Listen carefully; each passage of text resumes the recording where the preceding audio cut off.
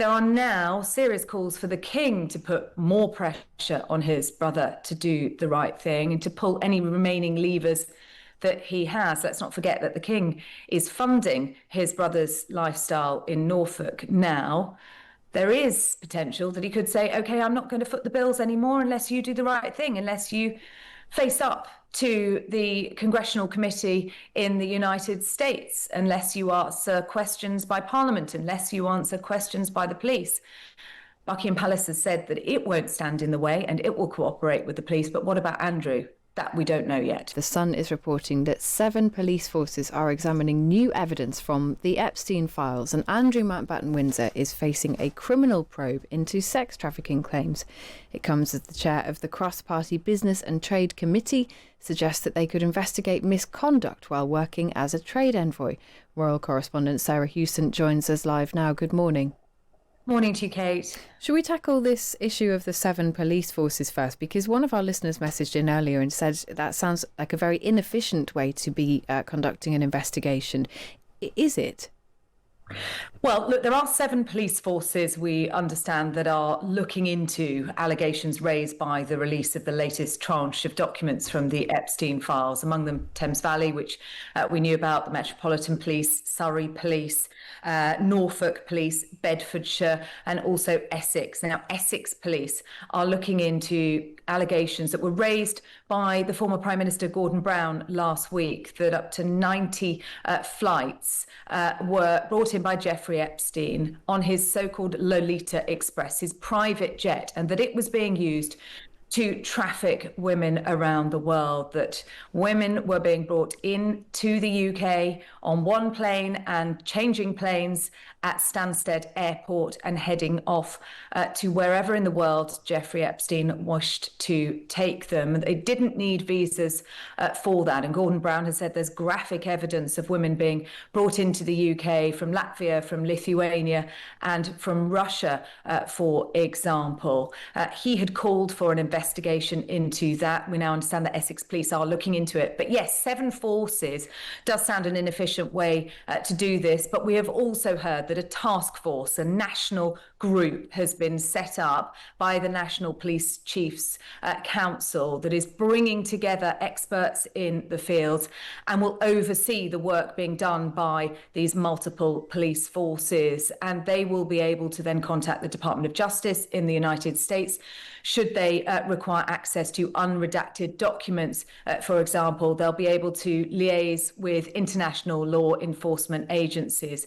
So yes, while we've got these disparate forces all looking into different allegations that might affect their area, there is also a national group overseeing this. Yeah, and it is remarkable that we're even talking about the potential, well, the fact that 7 forces and now a task force are looking into these allegations. But at the same time as that, the chair of a parliamentary committee, the Business and Trade Committee, is suggesting that they could also investigate misconduct. Do they have the power to force Andrew to appear in Parliament? Well, this is Liam Byrne, the chair of the Business and Trade Committee. And while nothing's happening this week because they're on recess, on Tuesday, that committee will be meeting again. And Liam Byrne says this is very much a priority for them, that they're not in the market for letting anything slip in the nets, and that nobody is exempt from this. Whether or not they can actually force him to give evidence, I'm not entirely sure. Now, Andrew, of course, is a private citizen now. He is no longer a member of the royal family. He is now Andrew Mountbatten-Windsor, simply, isn't he? And that makes it slightly easier for parliamentarians to call him and to question him. But we'll have to see, because Andrew has always said in his Emily Maitlis interview, he said that he would cooperate with the authorities. We haven't seen that happen yet, have we? The pressure is increasing on him. There are now serious calls for the king to put more pressure on his brother to do the right thing and to pull any remaining levers that he has. Let's not forget that the king is funding his brother's lifestyle in Norfolk now. There is potential that he could say, OK, I'm not going to foot the bills anymore unless you do the right thing, unless you face up to the Congressional Committee in the United States, unless you answer questions by Parliament, unless you answer questions by the police. Buckingham Palace has said that it won't stand in the way and it will cooperate with the police. But what about Andrew? That we don't know yet.